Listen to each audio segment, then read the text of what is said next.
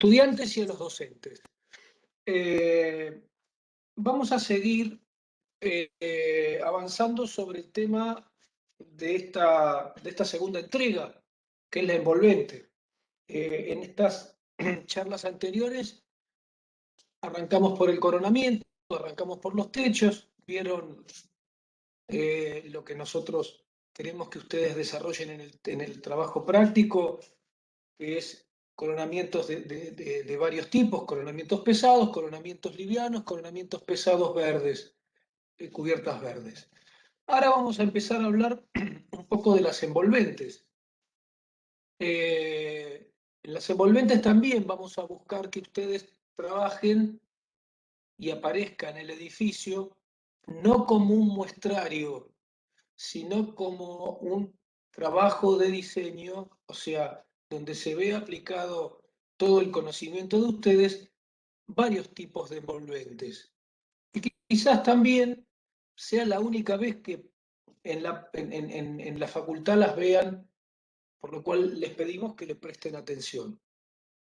Vamos a hablar de fachadas estancas y fachadas ventiladas, englobadas en lo que nosotros llamamos envolventes con fijaciones.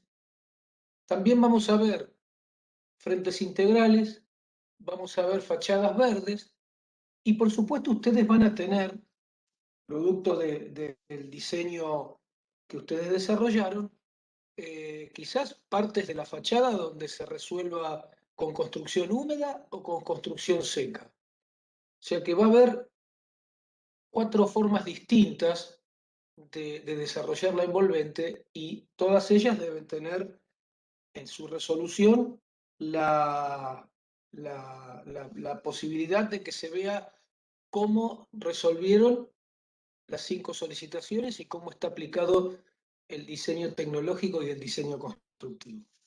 Hoy vamos a hablar un poquito sobre lo que sería envolvente con fijaciones y lo que nosotros denominamos en el trabajo práctico fachadas ventiladas y fachadas estancas. A ver esto, ¿por qué no pasa? Ahí está. Bueno,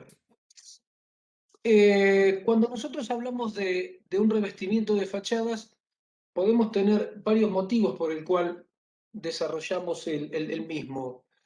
Algunos de ellos es porque ese revestimiento nos sirve como protección de los elementos de sustrato y o elementos de decoración.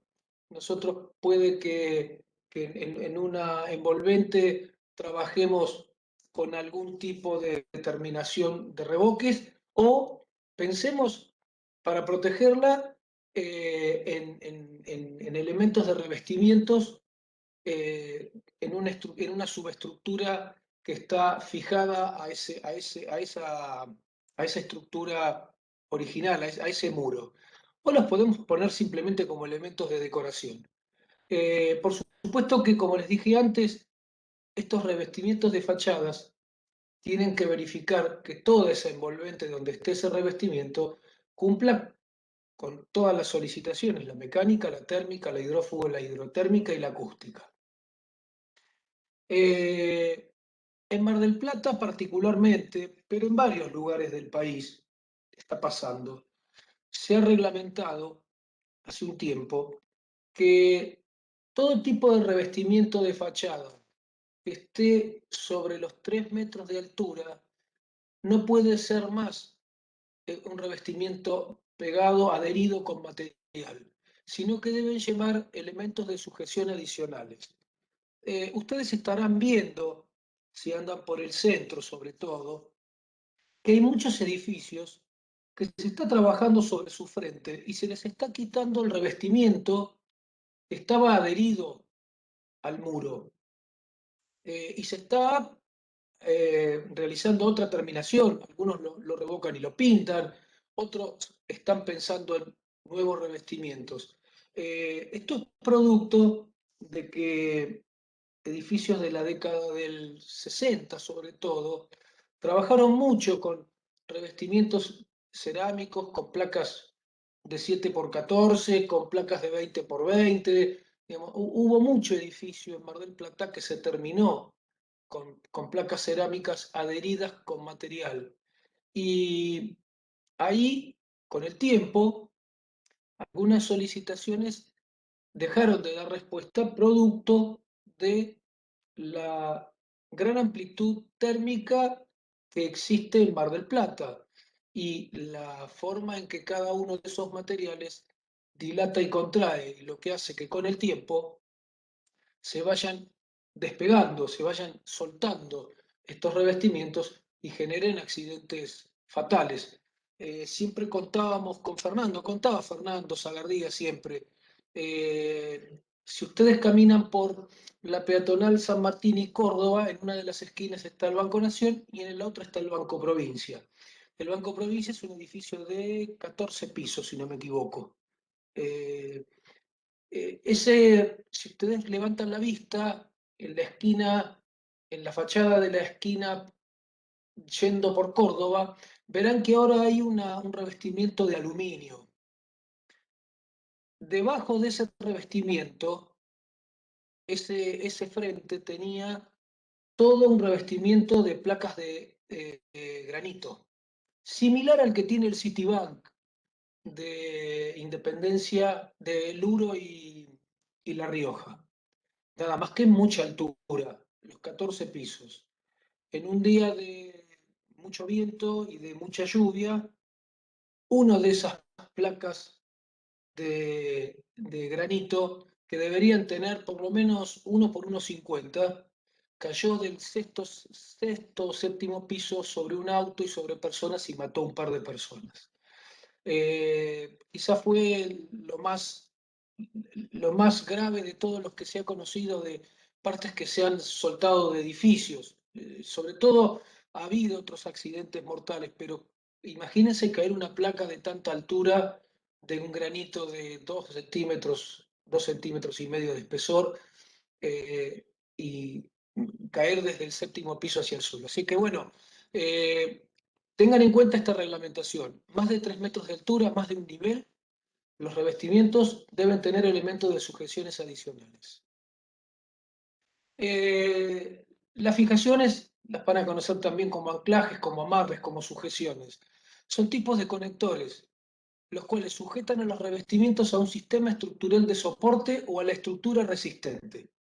Recuerden esto, se fijan estos anclajes, amarres, sujeciones, estas fijaciones a un sistema estructural de soporte o a la estructura resistente.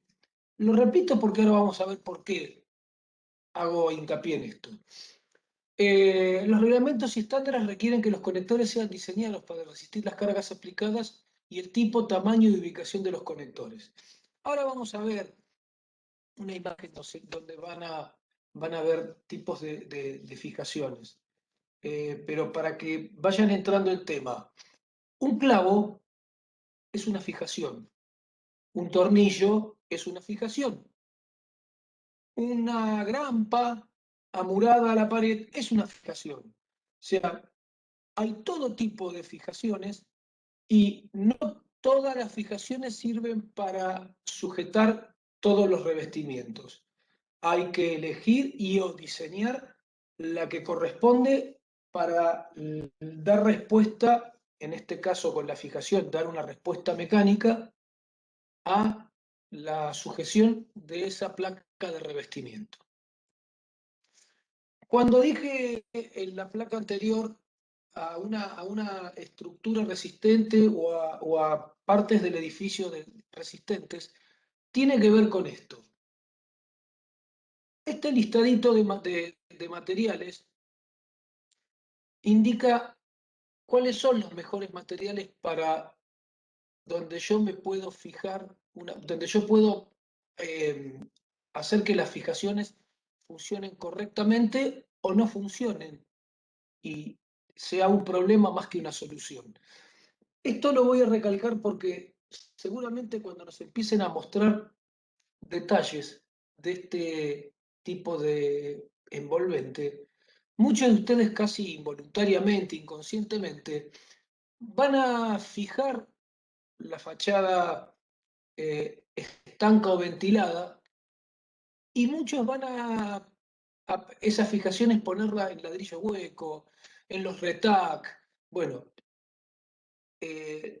la palabra inaceptable cabe para el ladrillo hueco, para los bloques de hormigón, y la palabra excelente cabe para el hormigón. Siempre tengo que buscar fijarme.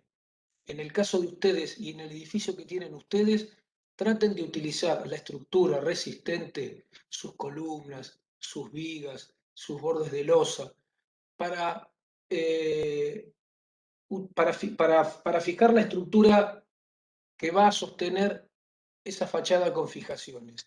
El hormigón es un material excelente, el ladrillo macizo es muy bueno, y así va decreciendo la aptitud de esos materiales hasta llegar a los huecos y a los bloques de hormigón. Claro, alguno de ustedes me dirá, pero yo colgué un espejo en mi casa, hice un agujero en la pared, puse un tarugo, utilicé un tornillo como fijación y colgué el cuadro y no se me cayó. Claro, por supuesto, estamos hablando de importantes solicitaciones.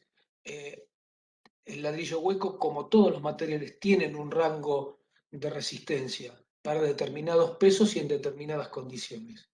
Entonces, recuerden esto, sobre todo cuando lo apliquen. Traten de buscar en el edificio de ustedes la estructura resistente para fijar las estructuras intermedias que sostienen las fachadas con revestimientos. Bueno, nota, en el dimensionado del anclaje se tendrá en cuenta la resistencia del material y la situación que está respecto a juntas y bordes del lugar. ¿Alguna clasificación de estas fijaciones? Eh, los puedo clasificar como directos o mediante una subestructura auxiliar. Eh, ahora vamos a ver ejemplos de estas cosas, de estas clasificaciones. Si lo clasifico por la clase de mampostería, para soportes para soportes sin huecos, con fijación por taco de expansión, para soportes con huecos, con tacos químicos. ¿Qué quiero decir con esto puntualmente? Ustedes pueden fijar el ladrillo hueco. Lo que pasa es que para fijar con ladrillo hueco, tengo que aplicar un procedimiento con un taco químico. Entonces, se hace más complejo y la resistencia no es igual que si me fijo al hormigón. Entonces, hay posibilidades. También muchos de ustedes en años anteriores hemos visto que han trabajado con el ladrillo RETAC y le hemos planteado o nos han planteado vieron que el RETAC tiene varios bloques para hacer determinado tipo de combinaciones y en algunos de los casos al bloque convencional del RETAC se le puede armar unos bloques que se colocan hierros adentro y hacen como de dinteles. Algunos han planteado filas intermedias donde ese bloque RETAC pasaba a ser una pieza de dintel y fijarse sobre eso. Por eso hablamos de que tienen que diseñar la situación y para poder dar respuesta a esa solicitación mecánica que es muy importante. Eh, por su capacidad de regulación, hay fijaciones que son regulables y otras que no son regulables. Tiene que ver con el tipo de fachada que yo voy a diseñar. Y por el tipo de apoyo que ofrecen a la placa. Algunas placas se fijan, e insisto, ahora vamos a ver algunas imágenes, se fijan perforando las mismas o se fijan o se aplican apoyando la placa a determinados bordes que hace que se sostengan y que me generen esa imagen que yo quiero dar. Un ejemplo de esto, el Shopping Terminal Sur. Quizás sea una de las fachadas con fijaciones más modernas que hay en Mar del Plata. Se trajo hace 5 años a Mar del Plata. Puede que haya, puede no, debe haber cosas nuevas, pero no han venido tanto. Esto se trajo acá hace 6 años y era lo último en ese momento. Y si ustedes a nivel peatonal, fíjense y caminen, verán que las placas están apoyadas sobre determinadas fijaciones y generan entre ellas una luz, una separación. No están una pegada a la otra. Esta clasificación que yo acabo de leer, que es una parte de las clasificaciones, comprende los anclajes más usuales, existiendo variantes que hacen que esta clasificación no sea exhaustiva y otros no adecuados para la piedra. O sea, hay determinados materiales donde este tipo de clasificación, como por ejemplo la piedra, como por ejemplo el granito, no es tan aplicable. Pero queremos que tengan un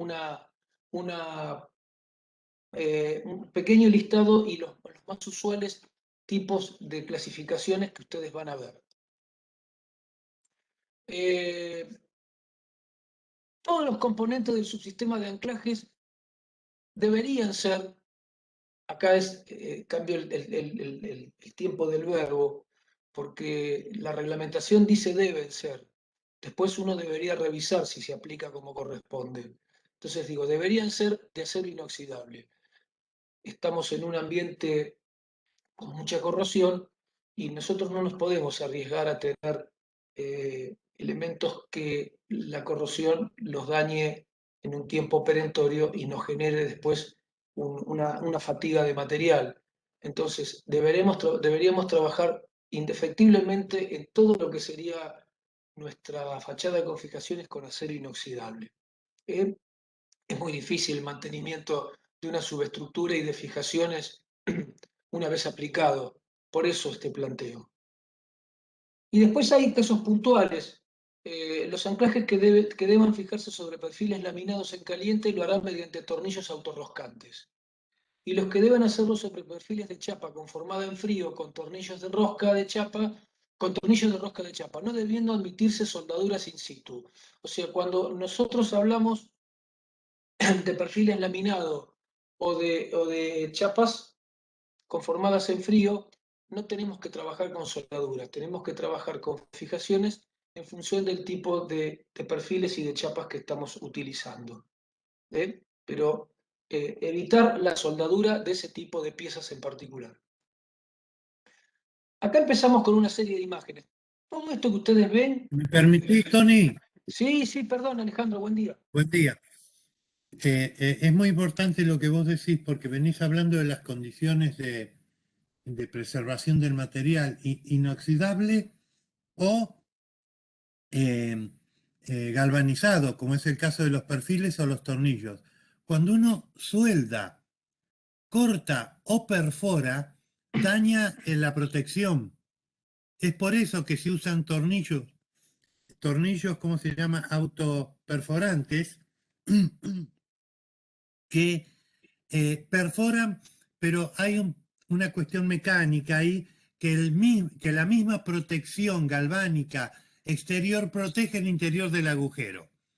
Lo mismo que cuando se corta, no debiera ser con disco, sino que debiera ser con cizalla para que cierre la herida del perfil. Pero lo más importante es evitar la soldadura. Sí, tenés razón, disculpa. No, por favor, Alejandro. Bueno, digo, estas imágenes, seguramente todos ustedes fueron a la ferretería y compraron alguna de estas cosas que ven acá, que nosotros le pusimos el nombre académico de anclajes. Por eso aclaré al principio, o anticipé al principio, un clavo es un anclaje.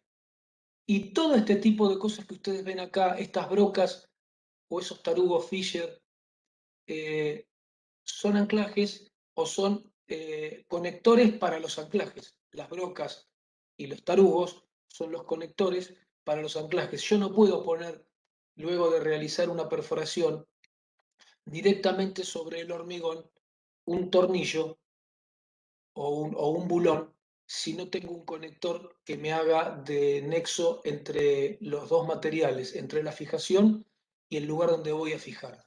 La imagen de arriba tiene anclajes que son regulables, pero digo, tipos de anclaje hay, no sé si exagero diciendo millones, miles, seguro. Y también existe el anclaje que ustedes van a diseñar que no esté en esos miles de anclaje y que necesiten para desarrollar su fachada con fijaciones. Es muy probable, le diría que es casi un hecho, que ustedes vayan a trabajar en las fachadas que van a presentarnos a nosotros con algún tipo de fachada ya preestablecida, prediseñada, que ustedes van a aplicar después para su imagen, donde viene resuelta en sí mismo lo que no tiene resuelto y es lo que van a resolver ustedes, ni más ni menos, es cómo esa fachada se vincula con mi edificio. Otros tipos de anclaje, estos anclajes van amurados a la estructura y lo que queda a la vista es lo que me permite, ya sea con un perno o ya sea con el apoyo, aplicar sobre esto o apoyar sobre esto mis revestimientos. O existen, esta imagen siempre me la quedé, que la puso por primera vez hace muchos años Fernando, o existen anclajes regulables, me es simpático el movimiento, por eso la dejé. Pero digo, ustedes cuando tienen una fachada con piezas, puede resultar que necesiten ir ajustando para que les queden las líneas perfectas. Por eso es que son regulables con agujeros excéntricos o con movimientos en profundidad. Todo eso es para que dé la respuesta a la imagen que yo estaba buscando de esa fachada con revestimientos.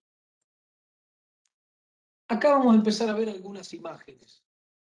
Antes que esto, una aclaración también que es muy importante y que también ha sido un tema que fue recurrente en cuanto a la confusión por parte de los estudiantes en los últimos años. Cuando al principio dijimos fachadas estancas o fachadas cerradas o fachadas ventiladas, no es al azar que lo decimos, no le decimos para que ustedes después elijan cualquiera de ellas y la diseñen para cumplir con lo que le pedimos. Queremos que razonen la ubicación de estas fachadas. Y acá empieza a aparecer, en este razonamiento, dónde aplico este tipo de fachadas y qué criterio uso para aplicarlas. Le voy a preguntar a los estudiantes ahora. Alguno me gustaría que responda escuetamente si quiere o que se extienda. ¿Utilizarían una fachada ventilada en la orientación sur o sudoeste?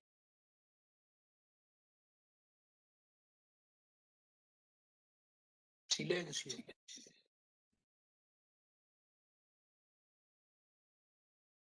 Nada, nadie me va a responder ni sí ni no. Y al sur estaría casi toda la sombra. Quizá, no sé, afecte un poco en cuanto a lo térmico. Una fachada ventilada al sur. Bien, y entonces, ¿qué utilizarías al sur? Ya que me contestaste, Joaquín. Mm, no, y no, cerrada. Ventilada no creo. Bien, bien, correcto. Gracias. Ese razonamiento tan sencillo que hicimos los dos es el que le pedimos que ustedes hagan cuando desarrollen las fachadas. Nosotros no le decimos en qué lugar del edificio tiene que estar resuelto esto. Sí, lo que le decimos es que una vez que decidieron dónde va la fachada, el revestimiento de fachada, la fachada con fijaciones, usen el criterio de aplicar y de pensar todas las solicitaciones y no solamente la que venimos hablando hasta ahora, si bien nombré todas al principio, que era la mecánica, sino en este caso apliquemos la térmica y la hidrotérmica. Entonces, como dijo Joaquín, al sur o al sudoeste, lo más probable es que yo trabaje con una fachada estanca, con una fachada donde en ese sándwich, en ese paquete que voy a tener, voy a trabajar con lo térmico y lo hidrotérmico. Pero aparte tengan presente algo.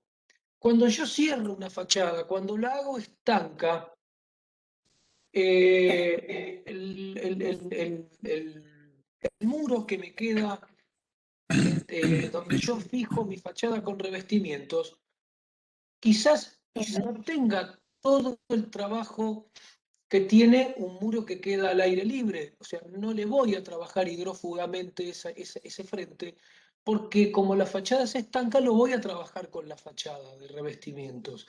Ahora, si es una fachada ventilada, Yo mi muro lo tengo que trabajar como si quedara a la intemperie, porque esa fachada ventilada es abierta y entre esa imagen de fachada con revestimientos y el muro, el día de lluvia, va a correr agua. El día de hoy, con esta neblina, toda esta saturación va a correr por ese muro y si no lo protegí hidrófugamente voy a tener un problema en la solicitación.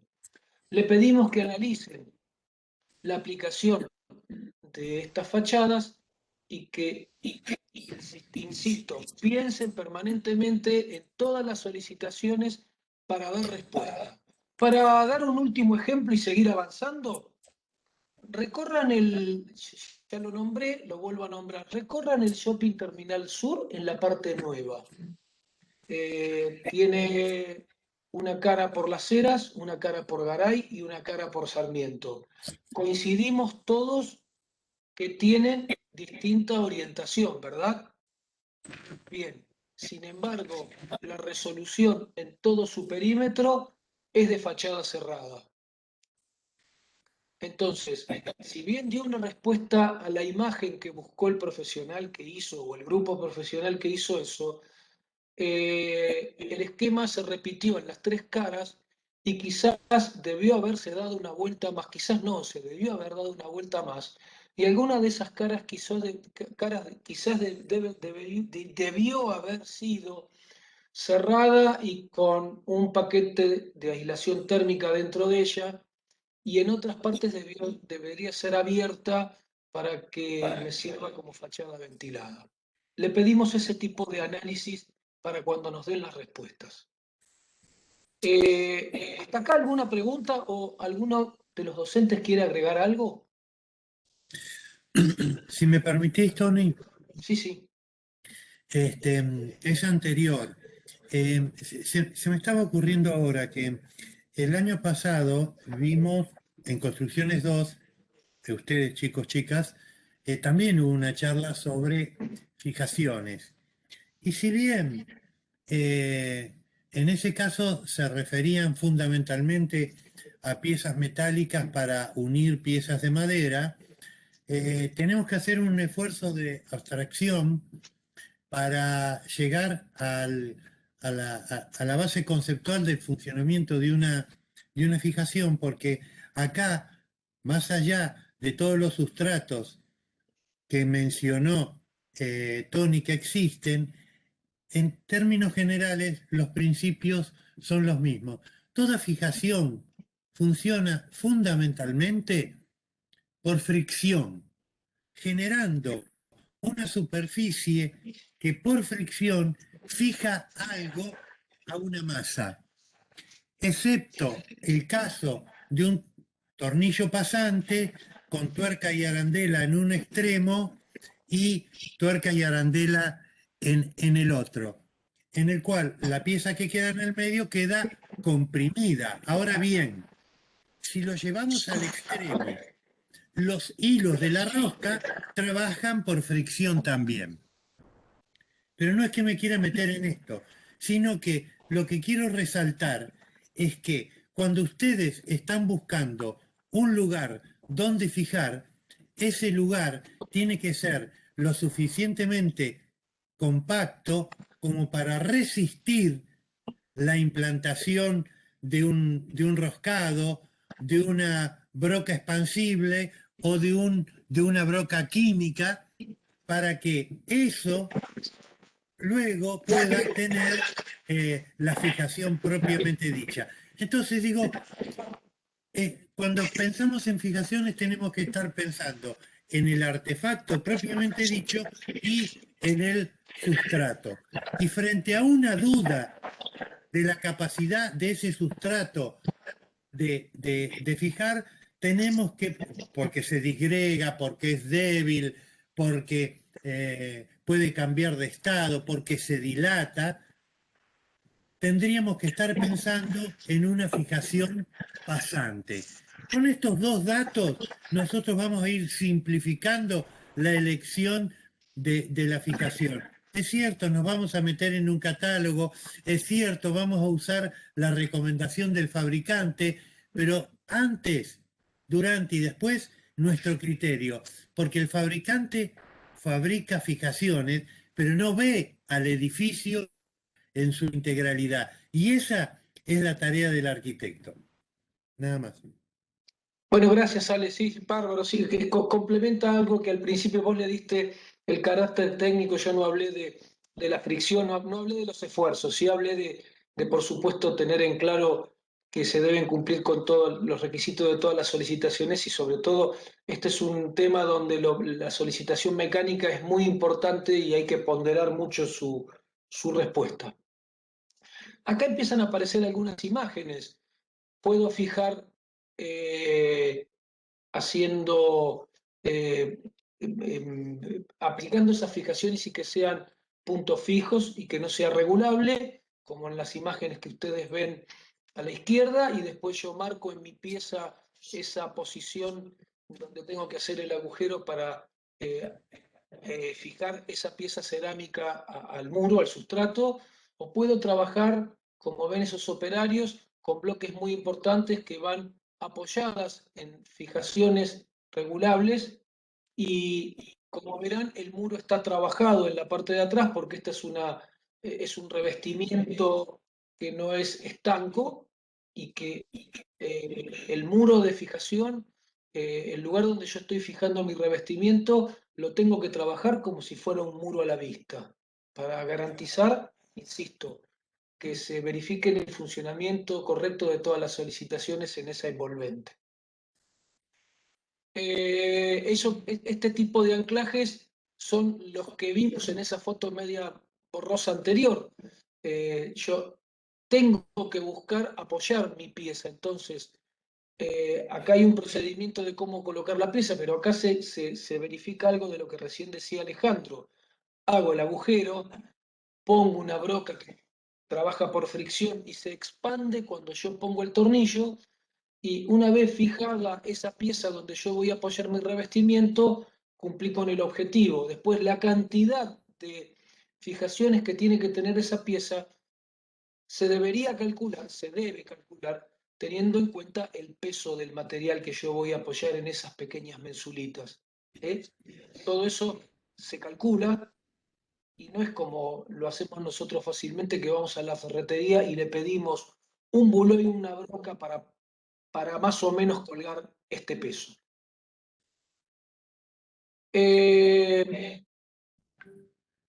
Perdón. Digo, acá yo subí una de las tantas posibilidades de revestimiento de piezas cerámicas con estructura independiente. Es una marca que está en el mercado y lo más importante, porque ustedes, insisto, estoy seguro que van a empezar a mirar, y sobre todo con la cantidad de información que uno consigue hoy apretando una tecla, algún tipo de fachada con fijaciones que a ustedes le dé respuesta a su imagen. Lo que me interesaba de esto, aparte de que sepan que existen miles de estos ejemplos, es esta imagen que está abajo a la derecha, donde les queda claro que la fachada con fijaciones ocupa un espacio importante.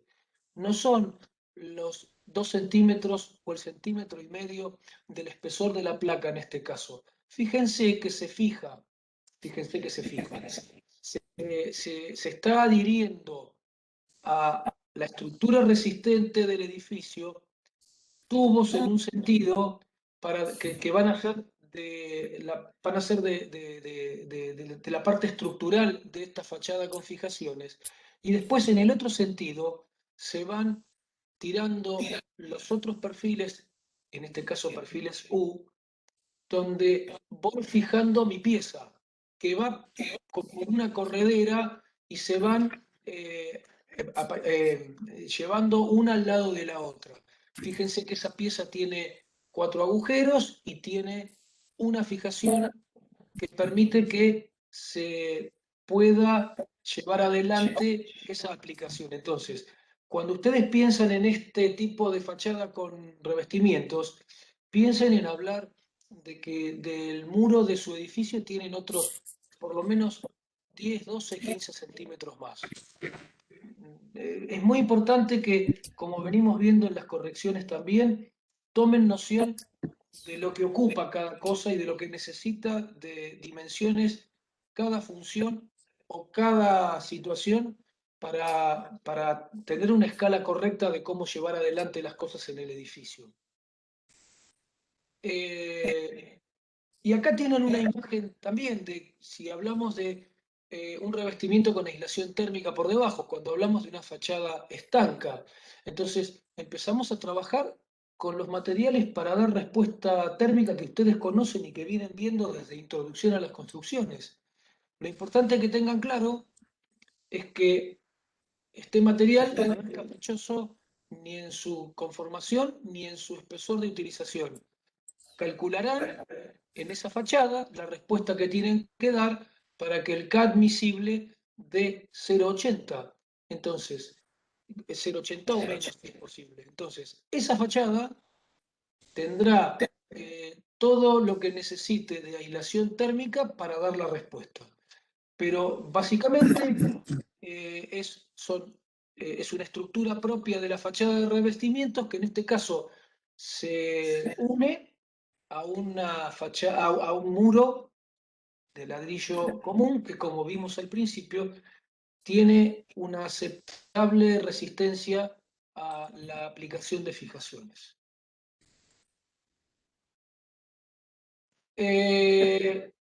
Cuando fijamos placas pétreas, granitos, mármoles, es muy importante tener presente el anclaje mecánico. Acá sí hablamos de piezas de peso muy importante. No les voy a reiterar, pero ya les dije el ejemplo que les conté del Banco Provincia.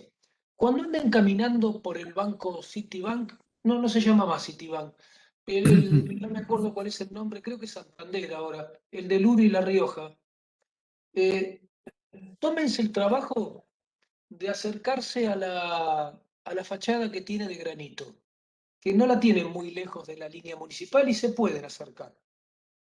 Si ustedes se alejan y la miran de la vereda de enfrente, fenoménicamente la imagen es de una continuidad de placas, que de hecho las tiene las continuidades de placa. Cuando se acerquen, busquen, que si no me equivoco tiene 6 u 8 fijaciones, y que a las fijaciones le cortaron el redondelito de la cabeza de la fijación en mármol y lo taparon. Por lo cual, si ustedes lo miran de lejos, insisto, fenoménicamente tiene continuidad. Si se acercan, van a ver que todas esas placas, aún estando debajo de los 3 metros, están fijadas con anclajes. Después le hicieron un trabajo de terminación muy importante, no quedan a la vista los anclajes, insisto, un trabajo muy elegante. Bueno, lo que quiero decirles con eso, de ese ejemplo y esta imagen, es que hay que tener mucho cuidado y mucha atención en los anclajes de piezas de placas pétreas por su peso y por la fragilidad que tienen más allá de su dureza en su transporte y la posibilidad de rotura que tienen a partir de que son piezas naturales con vetas naturales. Entonces, y que tenemos que pensar que debe ser sencillo y no complejo reemplazar una pieza dañada que no signifique sacar media fachada. Entonces, la idea de esta diapositiva es que tengan claro eso y les sugiero que se den una vueltita cuando anden caminando por el centro y miren esto que le digo, porque si van a pensar en placas de granito o placas de mármol para utilizar, tienen un buen ejemplo en vivo. Debe haber más, yo tengo siempre presente ese. Por último, algunas imágenes. Porque digo, pucha, ¿dónde aplican este tipo de cosas? Algunas vi, bueno, este edificio ustedes lo conocen. Sí, estos son todos ejemplos que ustedes han visto en diseño seguramente o han visto recorriendo internet. El Shizuoka Convention, este edificio de convenciones en Japón tiene 59.657 piezas de pizarra. Casi todo el edificio tiene un revestimiento de fachadas. Fíjense la imagen que tiene el edificio de continuidad, esta forma de barco que tiene, y sin embargo tiene casi todo, porque creo que hay una sola parte que no tiene revestimiento de pizarra, tiene un revestimiento de fachadas de pizarra verde de Pol, una característica de pizarra. Y ustedes con las fachadas, con revestimiento de fachada, pueden buscar también en la imagen darle sentido horizontal, darle sentido vertical, darle continuidad. Pueden jugar como quieran para que ese revestimiento les dé respuesta a la imagen que pensaron originalmente. No los condiciona ni se condicionen. Sí tengan presente, lo vuelvo a reiterar, porque es muy común que nos pase, la ubicación de la fachada, y a partir de la ubicación de la fachada en el edificio y de su posición ante el norte, de la resolución de si es ventilada o estanca. Para nosotros es muy importante que tengan claro eso, y la respuesta, la respuesta mecánica de las fijaciones y la respuesta de las 5 solicitaciones de ese paquete que es un revestimiento de fachadas. Acá tienen más ejemplos, digamos, no hay mucho más para agregar, porque digamos, que lo que queremos es que tengan presente estas cosas y que asocien, por ejemplo, la imagen inferior derecha sale de lo que estamos hablando de una placa de granito o de una placa de pizarra o de una placa cerámica, y trabajamos en revestimiento de fachadas donde buscamos alguna imagen parecida al trabajo que se hicieron en edificios de la antigua Roma. Y sin embargo son fachadas, revestimiento de fachada, y se ve en este lugar, porque no los taparon ni lo disimularon, las fijaciones. Cada una de estas placas, de esta pieza, tienen fijaciones y están a la vista. Bueno, esto es más o menos lo que nosotros queríamos. ¿Me permitís decir algo? Todo lo que quieras. ¿Querés que ponga alguna imagen? No.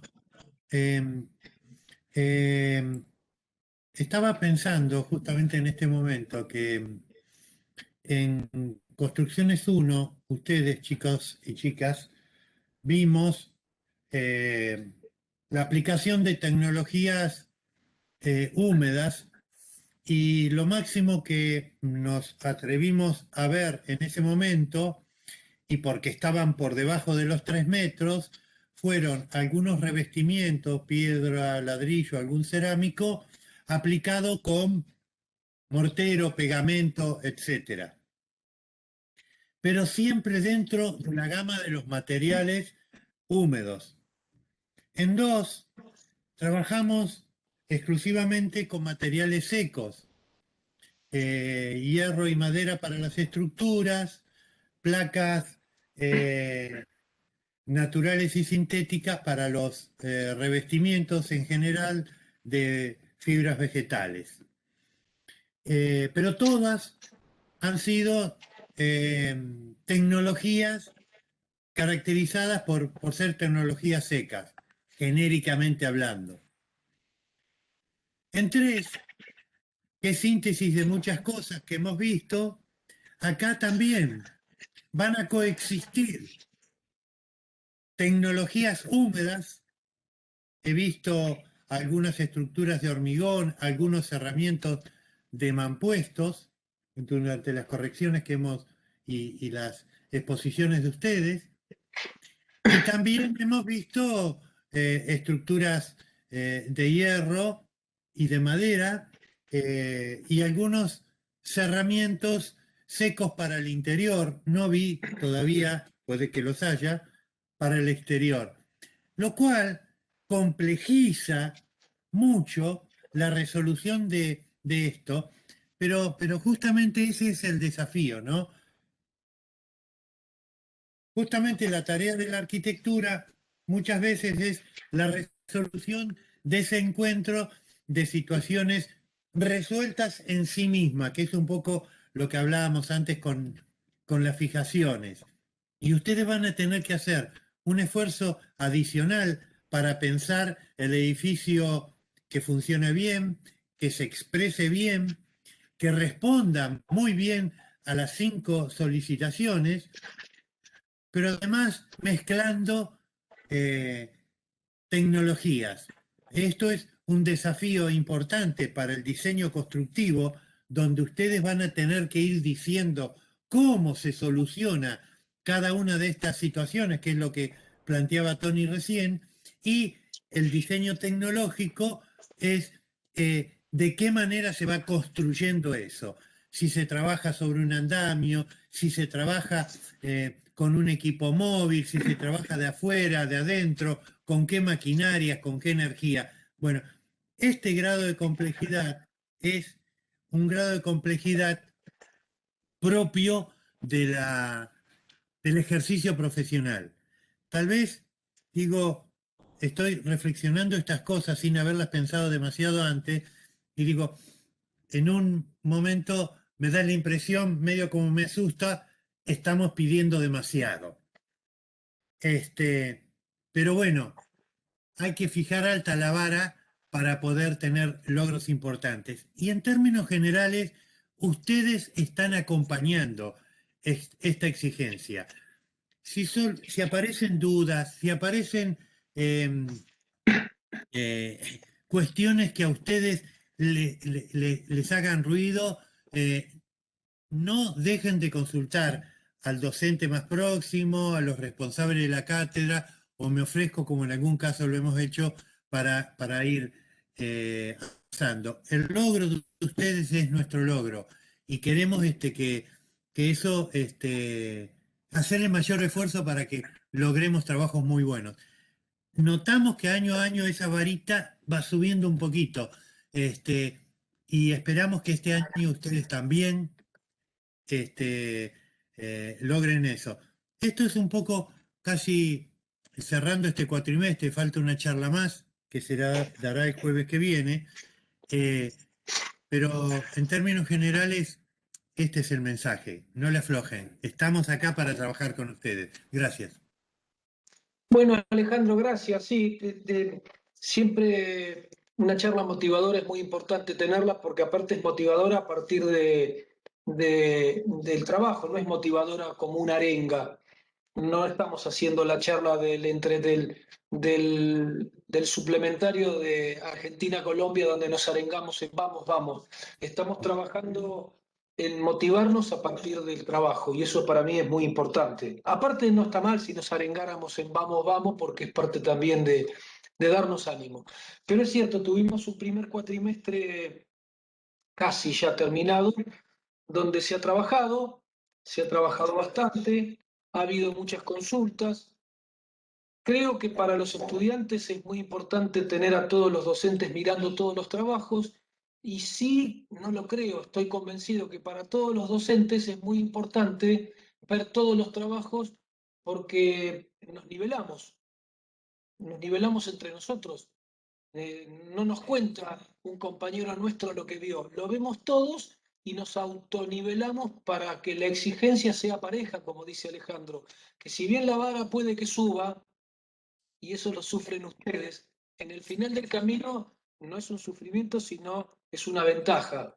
Nosotros el año pasado sacamos trabajos muy buenos junto a los estudiantes y fue producto de todo este trabajo. Pero bueno, no quiero sacar más tiempo porque por suerte pudimos terminar 9:30 y darle más tiempo, que fue un pedido también, una recomendación de Alejandro, darle más tiempo a la corrección, no en detrimento de la charla, pero quizás hacer la charla un poquito más sintética y que ustedes aprovechen la anterior, la del año pasado, y entre las dos saquen las conclusiones. Y ahora, sin más, 9:30, Griselda, mirá qué cumplidor que fui, lo prometí, lo dije. Nos vamos a los grupos, chicos. Si nadie más tiene que agregar algo o algún alumno quiere decir algo, algún estudiante quiere decir algo. Bueno, Leo, vos que sabés dividirnos.